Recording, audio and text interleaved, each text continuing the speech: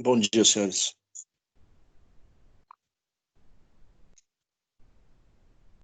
Bom dia, professor.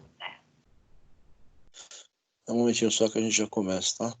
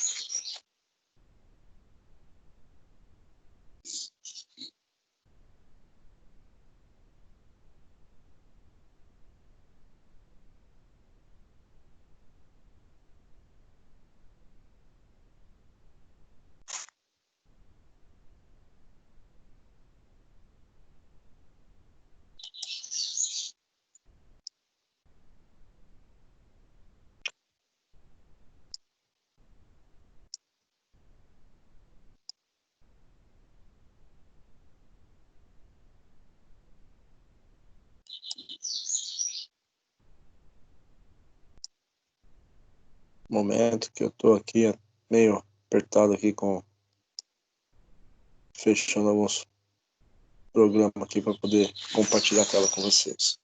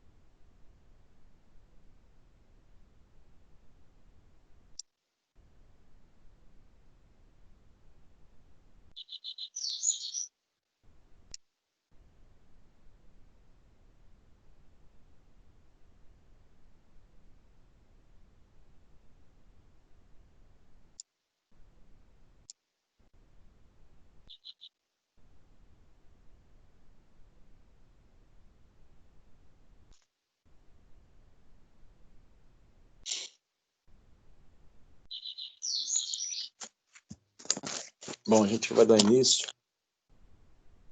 à matemática financeira, tá?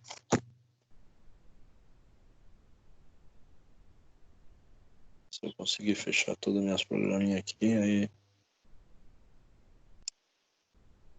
eu consigo abrir aqui. Vamos ver.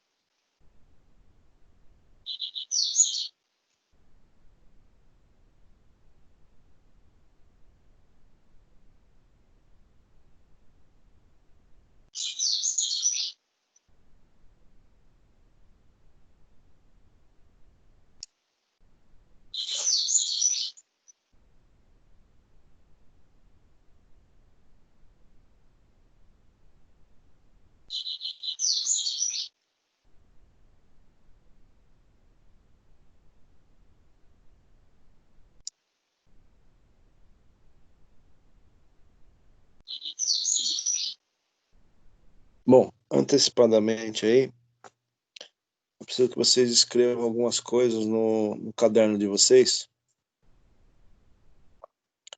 porque provavelmente são coisas que a gente vai precisar.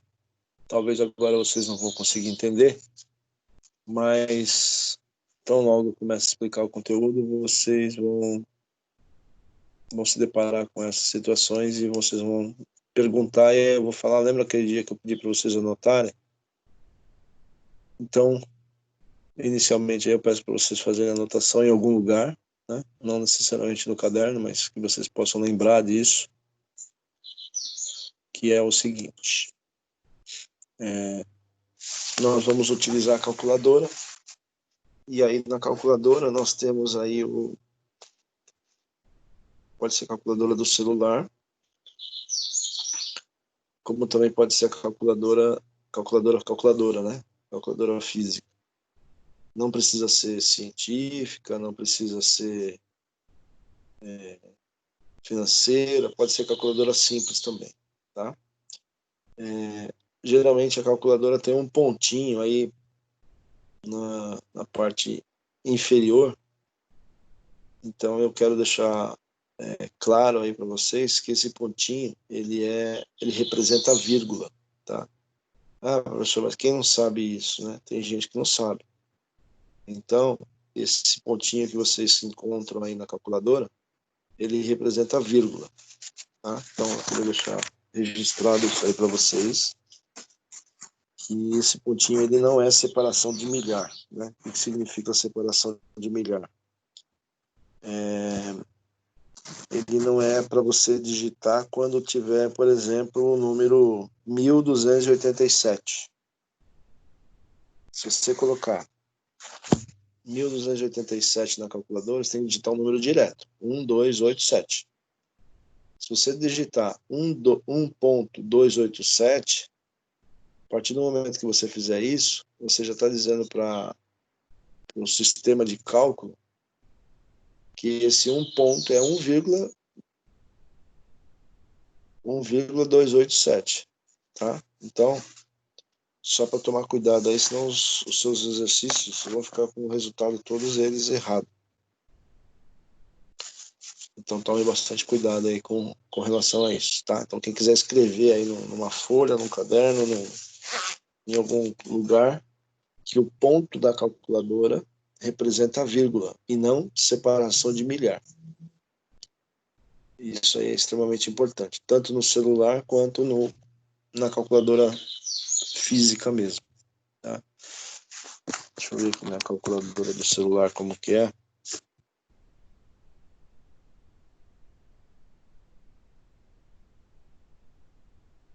Deixa eu ver aqui como é que é na calculadora do celular. Tem, mas aqui no calculador do celular ele não é um pontinho, né? Alguns apresentam uma vírgula mesmo. Então fica mais fácil a identificação. Mas para quem usa as calculadora mesmo, né? Aí aquele pontinho ele não tá como vírgula, e sim como ponto, tá? Então é só para tomar cuidado aí, senão vai distorcer todos os resultados. Muito bem. Uma outra coisa. Esse vocês têm que anotar aí que eu vou ditar. É o seguinte. Por enquanto vocês não têm nenhuma informação, mas daqui a pouco eu vou mostrar aí para vocês e aí vocês vão entender melhor quando eu estiver fazendo a continha. Aqui é ali.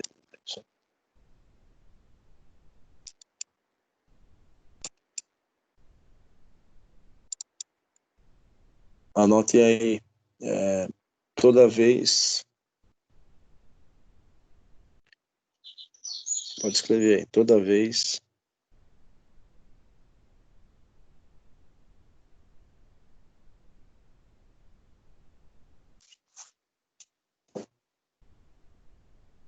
que eu for fazer uma operação, toda vez que eu fizer uma operação,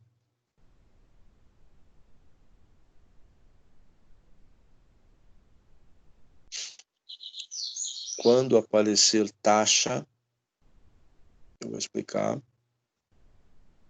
Quando aparecer taxa, dividir por 100.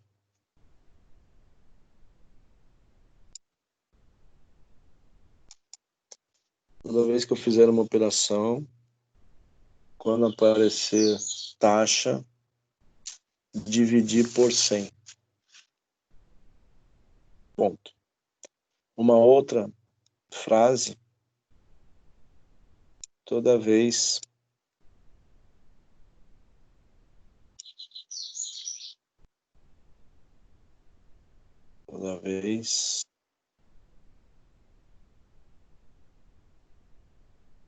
que eu for encontrar a taxa,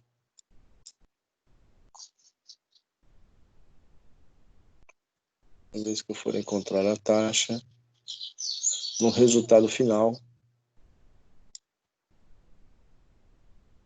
multiplicar por 100.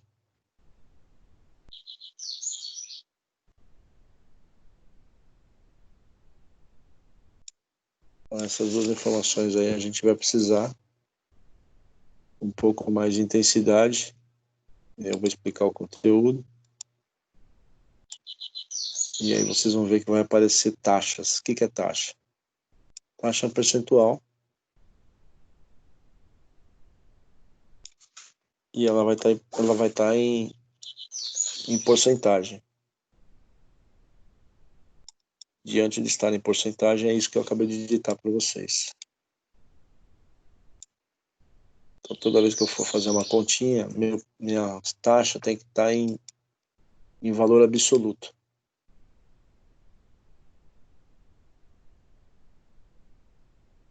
Ok. Então, eu vou escrever aqui.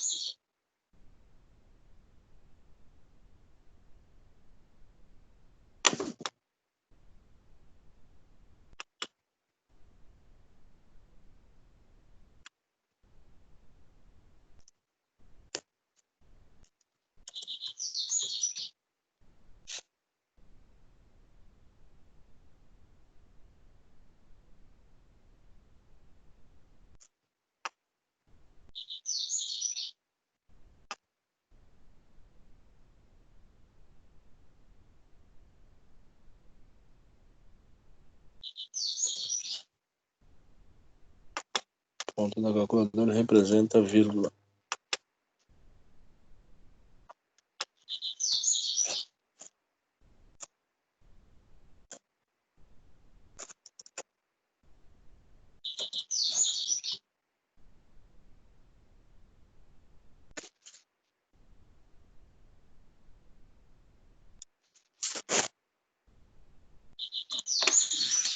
Pronto, tá registrado aí.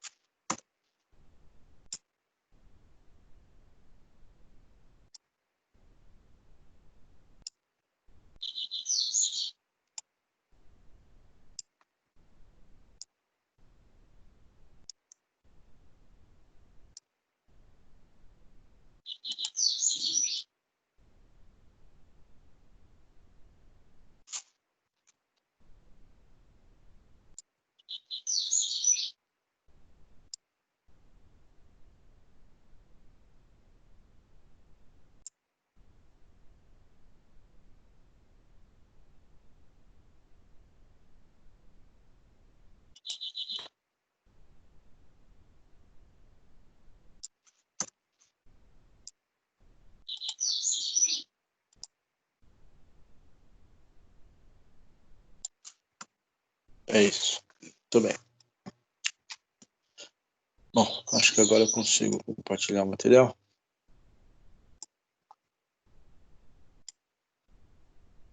Deixa eu abrir aqui primeiro.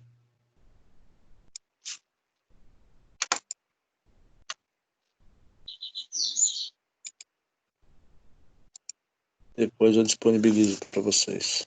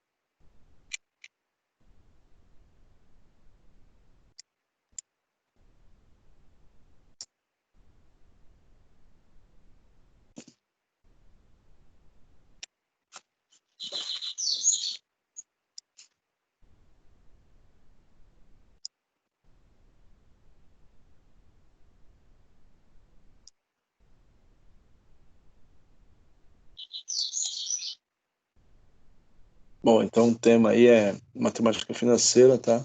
É o que a gente vai trabalhar agora em CFE e deve ir até praticamente o final do ano.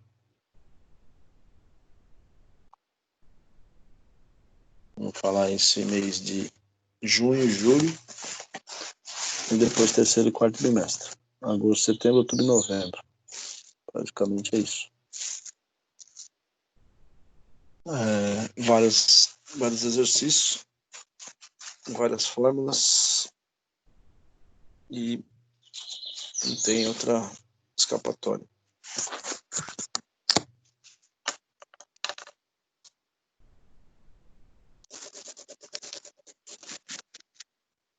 Não vou pedir nenhum exercício para vocês hoje, né? Só para a semana que vem. Bom, então nós vamos ter aí inicialmente juros simples, né? O que é juros? Juros simples, e tem aí também os juros compostos. Mas por enquanto a gente vai trabalhar bastante aí com juros simples, depois a gente passa para juros compostos. Talvez aí, não sei, ainda esse bimestre ou então no finalzinho desse bimestre com juros compostos. Aí depois a gente só fica em juros compostos até o final do ano. Então tem tipos de juros. Juros simples, aí dentro de juros simples nós temos os juros, o capital montante, a taxa de juros, o tempo e exercício, tá? Então aí essa matéria não tem muito o que dar volta, é onde nós temos aí fórmula e exercício, fórmula e exercício, é isso, tá? Não vai ter muito texto, muita teoria associada a isso, não. O senhor vai passar exercício ainda hoje? Hoje não. Não? Hoje não, tá. Lá para a semana que vem, tá? Primeiro eu vou explicar e depois, aí semana que vem a gente começa a fazer os exercícios disso. Dessa matéria não tem exercício semana, não. Bom, então nós temos aí os tipos de juros, o juro simples e o juro composto. O juro simples é o juro de cada intervalo de tempo, sempre que é calculado sobre o capital inicial emprestado ou aplicado. O juro simples a gente estuda, mas na prática ninguém utiliza o juro simples, tá? O que as empresas utilizam é os juros compostos, que é conhecido como juros sobre juros. O que significa isso? Dentro do cartão de crédito, você tem lá um valor para pagar e você tem lá, por exemplo, R$ 100 para pagar e você deixa de pagar, você paga 50. Então, quando você paga só uma parte do valor que era para você pagar, quando você deixa esse valor para pagar, vai calcular juros sobre essa parte que você deixou de pagar, né? E aí você vai efetuar novas compras, tal, e vai vir um novo valor para você pagar no mês seguinte. Se você continuar pagando menor do que o valor que era para ser pago, consequentemente vai vir juros de novo. Então, por que é considerado juro composto? Você está pagando juros daquilo que era para você pagar, como você não pagou, você vai pagar de novo. Então, esse é o juros mais forte que tem no mercado, né? Quando você vê assim propagandas na televisão de carro, apartamento, um empréstimo, só 1,49% ao mês, só uma taxa de 0,99% ao mês, dá a impressão que é 0,99 de um valor principal, mas não é isso, né? Porque nós temos aí os juros compostos. Então, é o juros sobre os juros. Então, quando nós estivermos falando de juros compostos, nas fórmulas, nós vamos trabalhar com potência. E no juros simples não tem potência. Então, essa é a grande diferença entre o juros simples e o juro composto. Porque o que é a potência? É o número multiplicado por ele mesmo, quantas vezes for o número do expoente, né? Então, por exemplo, se você tem aí uma taxa de 1,49% em 3 meses, é como se fosse o quê? É 1,49 vezes 1,49 vezes 1,49. Então, é os juros sobre os juros. Se for no simples, 1,49 é 1,49 só. É uma vez só. Não é igual ao juro composto, tá? Então, por isso que no juro composto, o valor é bem mais caro do que no juro simples. Só que ninguém pratica o juro simples. Só que para vocês entenderem o juro composto, primeiro a gente fala sobre o juro simples. E aí depois a gente passa para o juro composto. É importante que vocês saibam que existem os dois, mas todas as práticas de mercado, financiamento, empréstimo, financiamento de veículo, de imóvel, de casa, de apartamento, dinheiro emprestado, é tudo juro composto. Tudo. Tá? Ninguém usa juros simples. Juros simples ele é mais calculado quando você empresta dinheiro para uma pessoa, seu amigo, algum parente, aí você usa uma taxa de juros simples. Se não, todos os lugares que nós temos de mercado é juro composto. Você vai fazer um financiamento de um carro, claro, o vendedor vai falar, nós estamos com uma taxa imperdível. Qual? 0,99. Você fala, nossa, que barato. Só que na hora que ele aplica, você fala, nossa, como subiu? Não é só 0,99? Mas é juro sobre juros. Então, quando você vê lá um carro financiado a uma taxa de 0,99% ao mês, é mais ou menos o quê? 0,99 elevado a 60. O que é a potência? É multiplicar aquele número quantas vezes for o número da potência, né? Ou do expoente. Então é 0,99 vezes 0,99 vezes 0,99 vezes 0,99 e aí vai engordando a taxa, tá? Então dá a impressão que é uma taxa baixa, mas o valor, quando calculado no longo prazo, acaba se tornando extremamente alta, tá? Então tem gente que não sabe fazer a conta, não sabe o que isso significa, e aí na hora que coloca isso no papel e fala, nossa, mas não é 0,99? Mas é cálculo de juro composto, tá bom? Então essa é a grande diferença. Mas nós não vamos falar do juro composto agora não, nós vamos falar só do juro simples. Aí Ô, depois... professor, posso tirar uma dúvida? Então, basicamente, tipo assim, juros composto é quando, por exemplo, você fala que você vai ter, por exemplo, 5% de juros sobre tal valor, certo? Você aplica esses juros e o valor que você vai pagar agora é um valor diferente, certo? Só que se você não pagar este novo valor, você vai pagar mais um novo valor com juros também, só que um novo juros Isso, sobre este novo valor, né? exatamente. Só que o juro composto a gente vai falar depois, porque aí tem fórmulas específicas. Uhum. As fórmulas O são... simples. O simples é O 5% simples você sobre o sempre, valor. você sempre pega o primeiro valor e vai colocando juros só que sempre desse primeiro valor, entendeu? Isso, Você exatamente. sempre vai adicionando o mesmo valor sempre a cada intervalo de tempo. Exatamente, isso aí. O Tá, simples é obrigado. bem simples, é mais fácil de calcular. Eu vou passar algumas fórmulas aqui. E o composto, ele já tem algumas fórmulas específicas para cada operação e ele vai trabalhar com potência. Uhum. E o simples não tem potência, tá? E aí vocês vão ver que depois a diferença é grande. Bom, então é o seguinte. O que é juros? É a remuneração do capital emprestado, podendo ser entendido de forma simplificada como sendo aluguel pago pelo uso do dinheiro. Então, toda vez que você pedir emprestado alguma coisa relacionado com grana, financeiro, você vai pagar juros. Seja do empréstimo, seja do financiamento, seja de um carro que você vai comprar parcelado, exceto se você comprar em cartão de crédito, né? Enfim, os juros ele está embutido em todas as operações financeiras. Mesmo quando você compra no cartão de crédito, o cara fala 10 vezes sem juros, é porque ele vai pegar o valor do bem e dividir sem juros, né? No cartão. Claro que se você atrasar algum pagamento, vai tomar juros na cabeça, tá?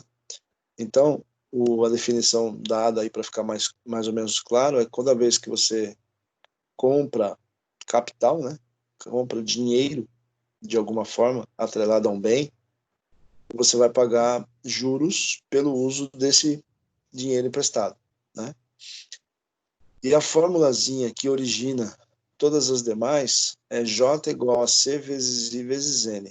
Né? O que é J? J é juros, C é capital, I é taxa e N é tempo.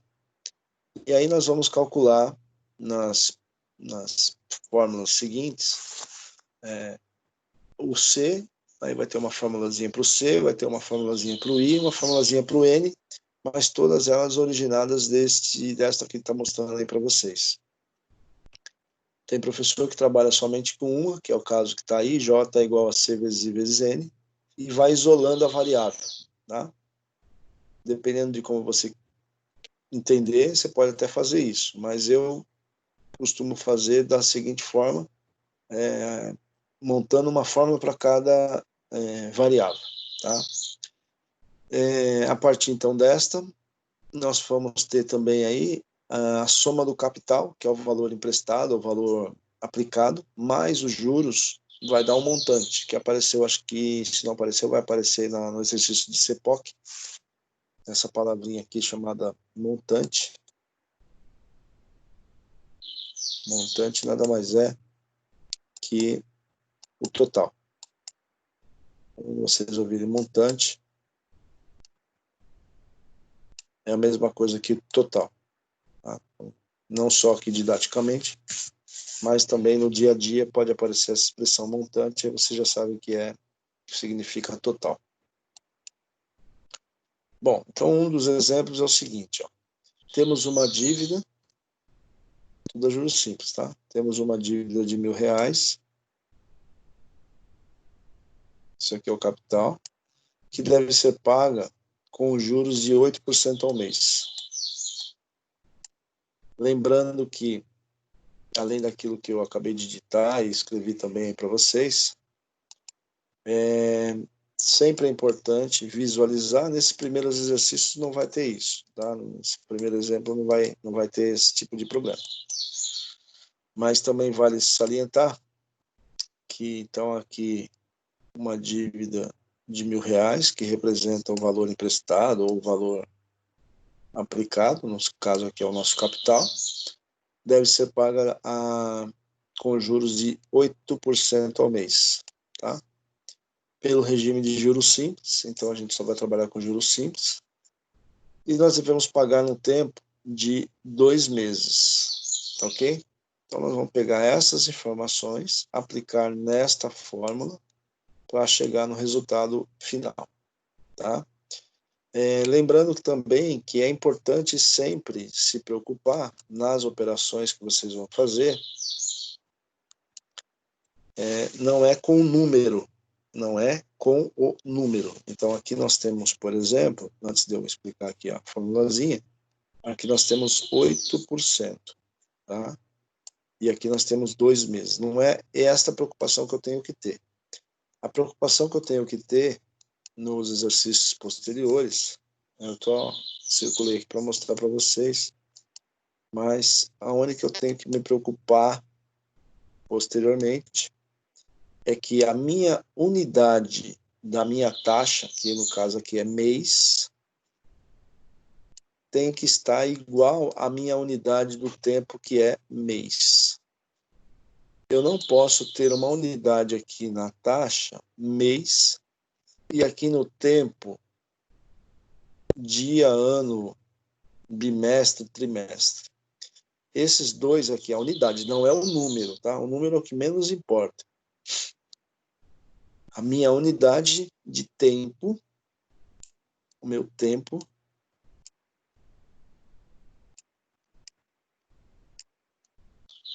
minha unidade de tempo, vou escrever aqui,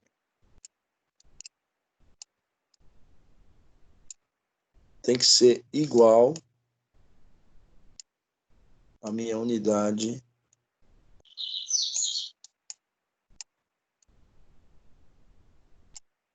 da taxa. Então, se a minha taxa está em mês, o meu tempo tem que estar em mês. Se a minha taxa está em dia, o meu tempo tem que estar em dia. Se a minha taxa estiver em ano, o meu tempo tem que estar em ano, tá? Então, qual que é a recomendação que eu trabalho? Se vocês quiserem fazer de outra forma, aí fica a critério de cada um, tá? Neste primeiro momento, como nós estamos falando de juros simples,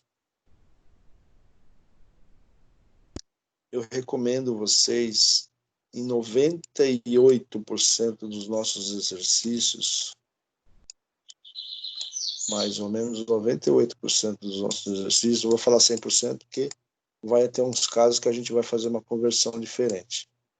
Então, 98% dos nossos exercícios, converter sempre a taxa. O que é converter? Fazer a taxa, quando houver essas situações em que a taxa é em mês e o tempo é em dia, 98% dos casos eu recomendo vocês converterem a taxa. Então, fazer a taxa chegar ao tempo e não o tempo chegar na taxa. Tá? Então, de novo, ó. Vou pagar aqui. Ó.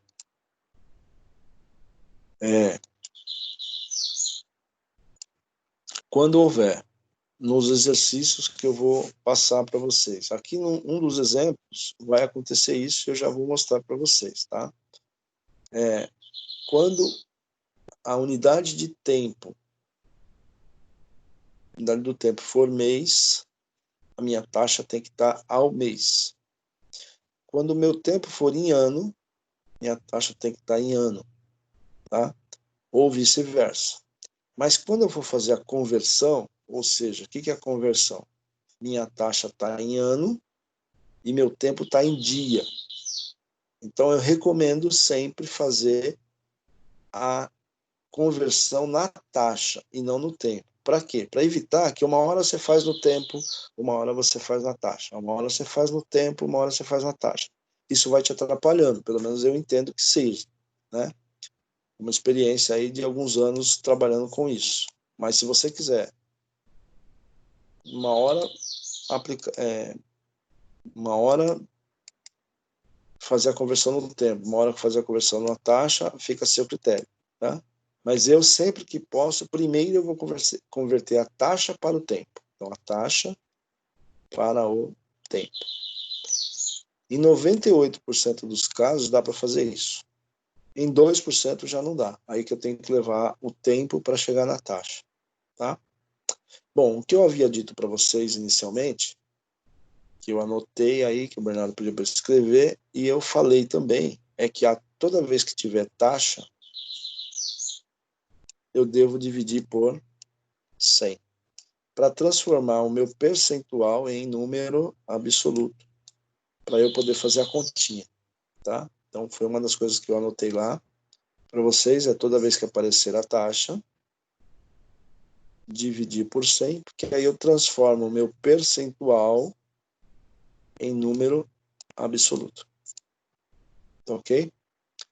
E aí eu vou pegar todos esses dados e aplicar na taxa, ou e aplicar na fórmula que eu mostrei para vocês. Essa fórmula é para encontrar o quê? Os juros. Então, uma dívida de R$ 1.000, com juros de 8% ao mês, para eu pagar em 2 meses. Aqui eu não preciso converter, porque a minha unidade de tempo, que é mês, é a mesma unidade da minha taxa, que é mês. O que vai mudar aqui é o número, mas o número não me importa, tá? Que é só aplicar na taxa e fazer a continha. Então, o que eu... Oi. A lógica dessa conta é simples, né, de entender, né? Relativamente simples. É Não, tipo, é simples. né? Não. A dívida vezes a taxa vezes a quantidade de meses, Tá. É, isso aí. Mas eu tô deixando só reforçado, porque nos exercícios, alguns outros, vão aparecer aqui, o tempo vai estar 2 anos, e a taxa vai estar em mês. Aí eu não posso fazer a conta direto, eu tenho que fazer uma conversão. O que é conversão? É fazer com que o tempo chegue na taxa ou que a taxa chegue no tempo. E é o que eu estou explicando para vocês, é justamente isso. Que 98% dos casos, dos nossos exercícios, eu recomendo, não é que é obrigatório, eu recomendo converter a taxa para chegar no tempo. Tá? Então, faço a taxa chegar no tempo e não o tempo chegar na taxa. Ah, professor, mas não pode fazer o inverso? Pode, mas vocês vão ver que na maioria dos meus exercícios eu vou sempre tentar converter a taxa. Se não tiver jeito, aí eu converto o tempo. Tá? Professor, Oi. então, tipo, se essa taxa fosse 8% ao ano, eu ia dividir esse 8 por 12, que seriam meses? Isso, exatamente, muito bem. Ah, É isso mesmo. entendi. Tá? O que acontece? Aproveitando a sua pergunta aí, quando você sai de uma unidade maior para uma menor, né, no caso é ano para mês ou ano para dia, tem que fazer uma divisão. Quando você sai de uma unidade menor para uma maior, você tem que fazer uma multiplicação. Então, se eu tenho mês e eu preciso chegar a dia, eu tenho que fazer uma divisão. Se eu tenho dia e preciso chegar no ano, eu tenho que fazer uma multiplicação, tá? Mas isso aí é assim, acho que nos primeiros exercícios não vai ter tanta conversão, tá?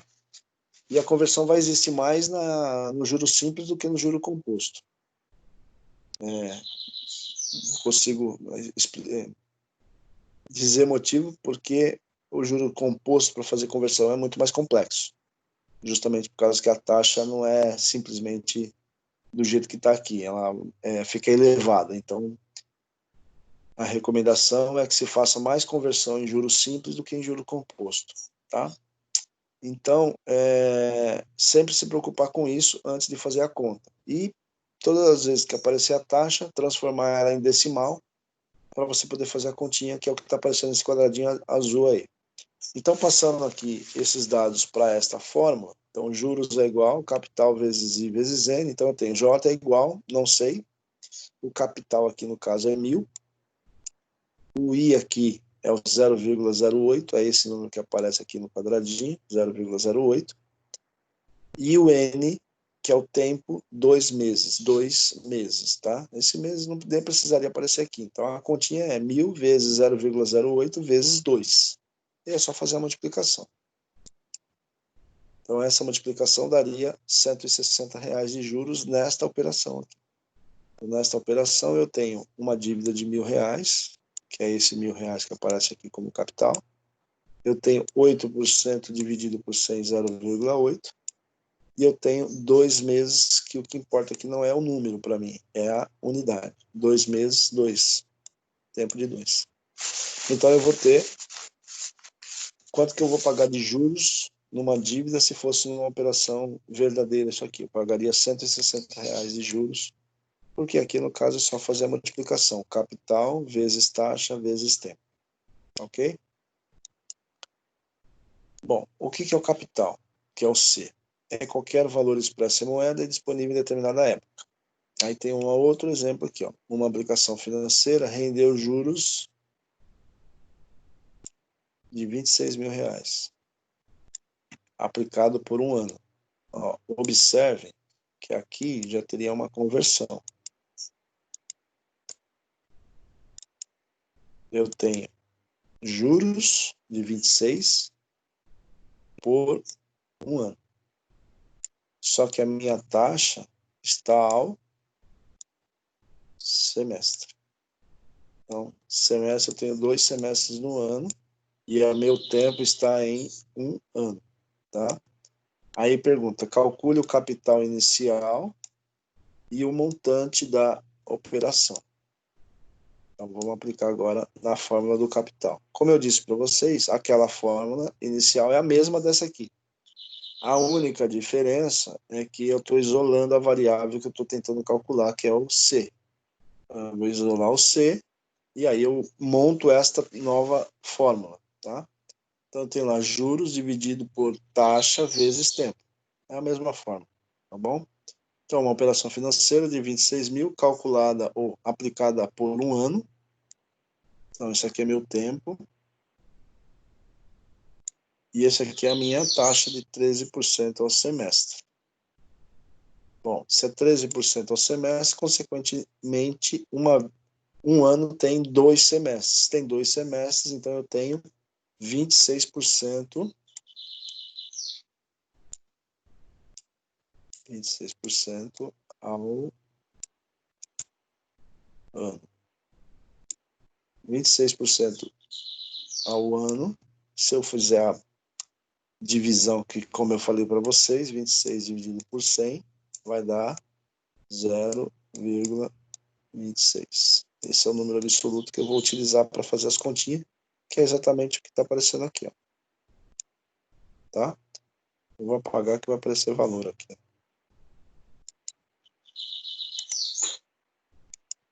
Muito bem. Aplicando então aqui a amostra, a operação que eu estou realizando. 13% ao semestre dividido por 100, 0,13 vezes 2, por que 2? Porque um ano tem 2 semestres, então eu vou ter 0,26. Ou 26% dividido por 12, 0,26, dá na mesma também. J é igual a 26. O que é J? J é juros, 26 mil. Dividido por I, quanto que é I? 0,26 vezes N, que é 1, no caso, um ano. Fazendo essa multiplicação, quanto que vai dar isso aqui?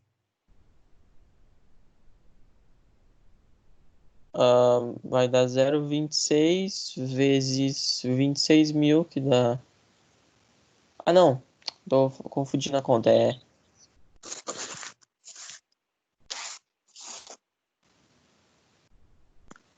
Vai ser 26 mil dividido por 0,26 vezes 1. Vai ser 26 mil dividido por 0,26, que dá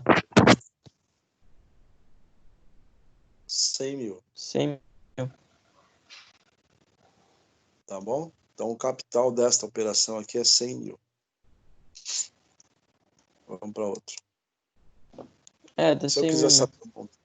Se eu quiser saber o montante, o que é o montante? É só eu pegar o capital e somar com os juros. Sempre vai ser assim? Sempre vai ser assim. Quando vocês ouvirem falar de montante, nada mais é que capital mais juros. Tá? Em alguns exercícios, para facilitar para vocês, vai aparecer o montante da operação é 126 mil. Encontre os juros, sabendo que o capital é 100 mil. Aí só pegar montante menos capital vai dar os juros, né? Montante menos juros vai dar igual ao capital. Então, essas 3 operaçõezinhas aqui, dá para fazer um menos o outro, você chega no resultado. Então, se fosse nesse caso aqui, ó, se eu quisesse saber o montante, que é o mesmo resultado do anterior, capital, então, o que nós encontramos foi 100 mil. Se eu quiser saber o montante, é o capital que nós calculamos, mais os juros que já foi dado no exercício. Um mais o outro vai me dar o montante da operação, que no caso é 126 mil. Tá? Então, aqui é só para mostrar o que é o montante, ou o que o montante faz. O montante nada mais é que o total da operação.